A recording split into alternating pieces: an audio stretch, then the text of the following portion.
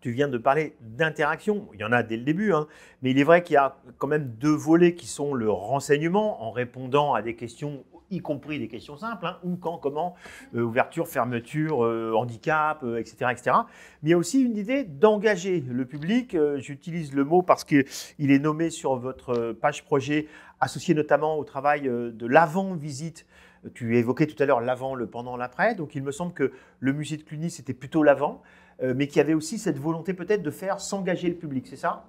Oui, alors en fonction des lieux, des fois on a l'avant, pendant, après, tout ça c'est des briques qui sont plus ou moins interchangeables, mais le point commun de tout ça, c'est vraiment l'engagement du public, donc faire en sorte de susciter son intérêt avant qu'il vienne dans les lieux, l'engager pleinement pendant la visite pour qu'il puisse découvrir un maximum de choses, et après la visite, on a ce format dont je n'ai pas encore parlé, qui est le Magnet connecté, et qui permet, on en a effectivement… On en parlera, c'est prévu, voilà, c'est très beau, j'ai vu sous tout la à main, l'heure. qui permet de faire en sorte que on a ce temps de la prévisite qui est assez peu exploité souvent. Alors certes, c'est la boutique de musée, on peut acheter quelque chose et repartir. Et en fait, là, on a créé cet objet qui est donc un magnet classique, mais avec un QR code au dos qui permet de dialoguer avec un personnage historique qui est représenté dessus ou une œuvre d'art, et qui a vraiment comme intérêt de permettre, après la visite, de continuer à apprendre et de continuer à engager le visiteur. Donc c'est vraiment, nous, on reste dans une créativité permanente pour trouver des leviers pour engager les visiteurs et permettre aux lieux de renouveler leurs propositions. Alors, vous m'avez dit tous les deux tout à l'heure avec Valentin off the record que vous avez dépassé les 100 000, je crois, hein, on peut le dire, hein, ce qui est plutôt pas mal. Et je me suis rendu compte qu'il y avait beaucoup de personnalités virtuelles que vous faites renaître. J'en connais deux, on les évoquera tout à l'heure. Et là, j'en ai un que j'aime beaucoup, merci, c'est Mondrian. Alors, je voulais qu'on évoque aussi le centre Pompidou-Metz, puisque ce qui est intéressant, c'est qu'il y a des lieux de patrimoine, des lieux d'histoire, des lieux d'art, des lieux de culture. Là, c'est un lieu plutôt d'art moderne et surtout contemporain. Avec là, c'est un parcours de médiation. Alors, je ne sais pas s'il est uniquement interne au musée, mais en tout cas, ce que j'avais noté, c'est que c'était aussi une collaboration avec des acteurs du territoire. C'est-à-dire qu'il y a un vrai travail qui n'est pas seulement avec un lieu, on va dire, une direction, un département, mais des fois, vous allez beaucoup plus loin. Tout à fait. Et en fait, pour nous, l'enjeu, c'est aussi, à travers ce type de dispositif, de pouvoir faire vivre les voix des publics au sens très large. Tu parlais de public au pluriel tout à l'heure et je suis d'accord que c'est très important. C'est comment est-ce que cette technologie peut être une façon de faire vivre un certain nombre de voix dans les musées. Et c'est des choses dont on entend de plus en plus parler sur comment impliquer les visiteurs, mais aussi leur permettre de s'exprimer, leur donner un champ d'expression pour les impliquer, pour les engager. Donc ça participe effectivement de cette approche. Et j'ai noté qu'il y avait des services qui finalement devenaient plus communicants que serviciels. Je donne l'exemple avec le théâtre du Châtelet. Je sais que vous avez collaboré avec le Châtelet. Au début, j'ai cru comprendre qu'il y avait un besoin de service assez précis et que finalement, ça a évolué au fil du temps et que ça a permis d'autres choses que simplement répondre à des questions. Effectivement, et c'est vraiment en lien avec, pour moi, l'approche qui est essentielle sur les technologies et sur ce qu'on propose, c'est de se dire que ce n'est pas immuable.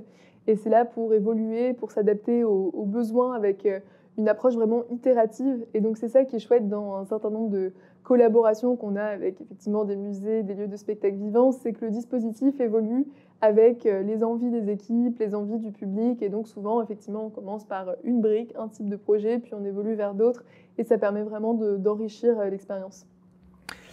Alors, poursuivons. À chaque fois, j'ai toujours un lieu, une idée. Alors, vous avez aussi investi le musée de la Grande Guerre à Meaux. Et là, me semble-t-il, c'était aussi lié à la gestion assez complexe, il faut le reconnaître, des réservations scolaires, qui est un problème très spécifique, hein. Mais on peut imaginer, je sais, là je reviens de régions dans lesquelles j'ai été commissaire d'une expo et tout de suite s'est posé la question de et ces jeunes visiteurs, comment on va gérer donc c'est du travail, hein. Tout à fait.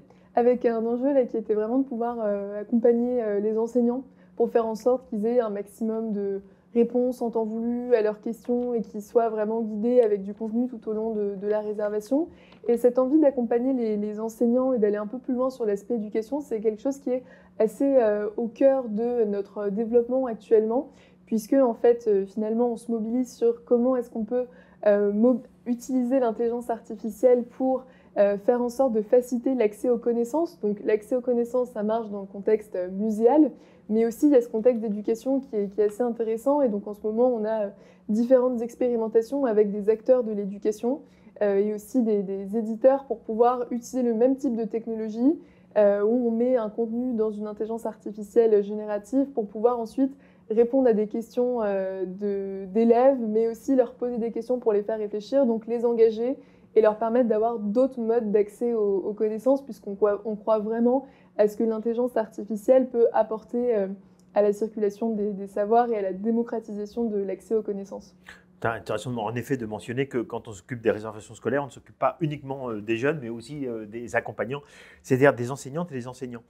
Alors, parmi les grandes institutions, vous avez collaboré avec le Centre Pompidou, avec un média conversationnel, et j'ai vu qu'il y avait de l'animation dedans. Ça veut dire que vous travaillez aussi avec des illustrateurs, des animateurs, et que ce n'est pas seulement du mode texte, non? Alors, il y a toujours une palette de talents qui sont mobilisés à travers nos expériences. Il y avait les avatars que tu mentionnais tout à l'heure sur ces petits personnages qui sont là pour incarner le dispositif et souvent incarner aussi l'identité de l'institution avec laquelle on travaille.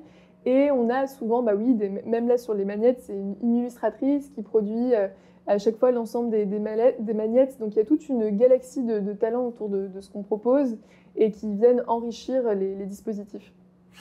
Alors, je voudrais qu'on revienne à cette question de l'avant-visite avec un cas particulier où, me semble-t-il, c'était vraiment l'enjeu qui était le principal.